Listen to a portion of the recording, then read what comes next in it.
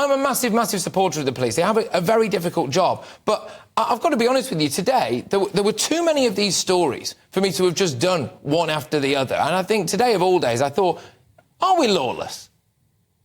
No, I don't think so. I think society does deserve better. I think policing is changing because of the number of officers that have left the policing over the last sort of 10 years since the governments have been involved. And whilst they've upped the recruitment to 20,000 officers, we've had 20,000 leave. So it does leave a lot of inexperienced officers out there. I just want to touch upon the port thing. I was on the homicide command for over 17 years. And whilst the port case is tragic and it is, the Met Police have made serious failings, actually investigating homicide is one of the best things that the Met does. You look at the detection rate for homicides, you look at the conviction rate for homicides, and the Met is one of the world's leaders in homicide investigations. And so I think this report is, whilst the recommendations are going to be taken by the Met and they will look at it, they have made lots of changes since the port inquiry. So, for example, they've gone from using the phrase unexplained death to either expected or unexpected death. Now, that puts more pressure and onus on other people to review the crime scene and, if it's unexpected, need to make further inquiries. This report basically says that the police are still relying on luck to catch serial killers and other murderers. You're shaking your head there. Go on, why? Yeah, I completely disagree. Like I say, the Met Police Homicide Command is one of the world's best homicide commands anywhere in the world. The officers are dedicated. They use all the tactics and all the tools that they need to investigate murders, which is why they are so successful. I think there is more that needs to be done with training, in basic training for new officers that are joining the police. And certainly when they're attending any scene of an incident, they should be calling for supervisory support. They then should be calling the homicide command, who are more than willing to attend to any incident, which they do regularly. There's so many incidents that the homicide command attend which are never reported to the media. And as I say, the homicide teams are led by serious senior investigating officers like I was, and they use every tool and tactic to investigate murders. So I think there's lessons to be learnt, but there's so much good that the Met Police and the homicide command do. Yeah, I've got to ask you, though, about those new recruits that you were saying. I mean, look, I take no pleasure in sometimes reporting the more salacious elements of this, like an individual who had a pet therapy slug that apparently they wanted to take with them to a police recruitment course, someone whose mum called up and said, oh, you're being too harsh on them. And I know those are the absolute horror stories, and you would hope that most of those people never actually find their way onto the beat, or they possibly get the therapy they need, actually. But are our new recruits any good? I think they are, but obviously one of the things that's certainly changed in the Met Police over the last sort of 10, 15 years is the disbanding of the Hendon Training College. Now, when I joined the police, Hendon Training College was seen as one of the world's best training colleges throughout the whole world. And, you had to do a residential course where you were taught discipline, you were taught the law, you were taught about all the values of the policing. That has been eroded over the years because of all the cutbacks by governments, and the police have had to sell off police stations, they've had to sell off the Hendon Training College, they've had to be innovative in the way they teach new recruits. But I think a lot of that is lost then on the new recruits. They don't understand sort of the values, and it's harder to sort of teach the discipline as it used to be previously in my experience. And so I think we do need to support the younger officers. But the biggest problem, like I say, is there's so many officers now disillusioned with policing because of all the public outcries, which some of it is justifiable. Some of it, I think, is maybe a bit too strong.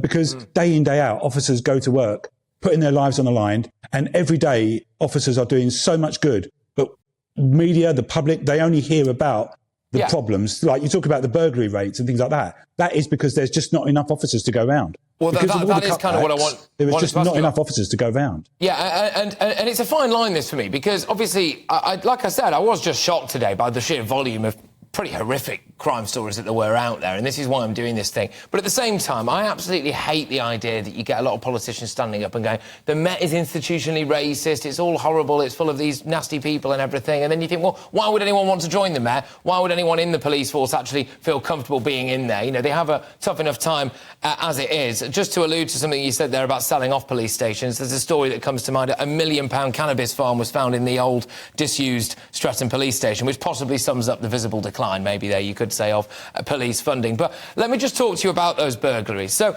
almost 600 burglaries per day went unsolved last year, and violent crime is soaring as well. So 77% of cases, apparently, were closed by police in England and Wales with no suspect identified. Now, if I was a burglar, I would fancy my chances, and that's a problem, isn't it?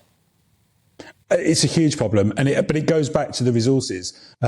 Because obviously, the country has grown in terms of, the population, and policing numbers have shrunk. So whilst the government said they were going to recruit 20,000 new officers, the fact is they've lost a lot of experienced officers. So they've literally counted out to each other. And like I said earlier, there's not enough officers to go around, to work with the local communities. We want to provide that support. We want to solve all the crimes. But there is just not enough police officers. There's not enough police stations. The areas have all been merged together into BCUs, command units. And so there is just not enough officers to go around. So it is tragic that society, and if you're a victim of crime in its current day and age, that you are going to likely get a poor service unless it's something serious. But that's just the reality. And it really, just as I say, keeps coming back to the government cutbacks. And, I don't want to get too political, but with all the government cutbacks, you look at the salary that they pay police officers. If they increase the salary, that would attract more officers. They're doing a lot of work to recruit from universities,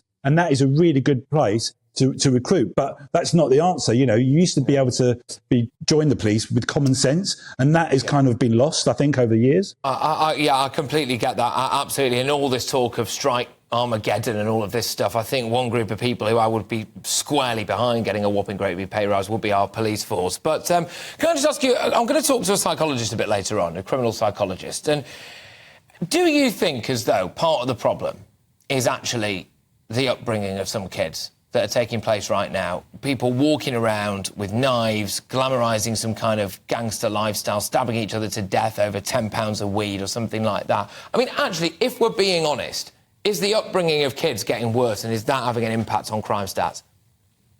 I mean, I think it's a very complex question. I think, certainly in my experience, it is tragic that young people nowadays feel that they have to carry knives to protect themselves. And certainly from my experience working on homicides and the murders that I dealt with, people would say that they carried a knife themselves because if they didn't carry a knife, the next person would carry a knife, and they felt they had to protect themselves. I do think it is a generational problem. I think for the next 5, 10, 15 years, I think it will probably get worse before it gets better. But that's where we need to work with the communities. We need the support of everyone. So we need to stop criticising the police. And whilst I accept there's been failings, I expect there's been bad officers, which the commissioner is now tackling, I think we need everybody to get together, work together, because it is a global problem. It's a national problem. It's not just a policing problem. It's a society problem. I think we need, when we talk about the mental health services or the social care services, all of those being eroded, which then puts more pressure on the police officers to perform other roles, which historically the Dixon and Dock Green officers wouldn't have had to perform. But now police officers are meant to be everything. They're meant to be care workers, social workers, as well as trying to uphold the law. And it's just not achievable.